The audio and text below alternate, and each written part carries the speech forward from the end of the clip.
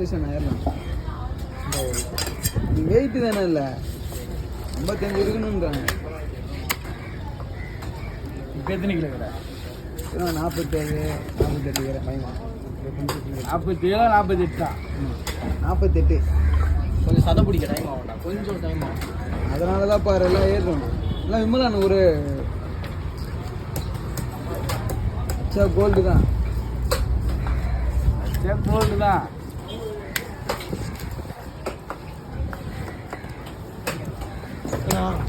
Gold அடிக்கிற மாதிரி ready பண்ணும்பா உடம்பு.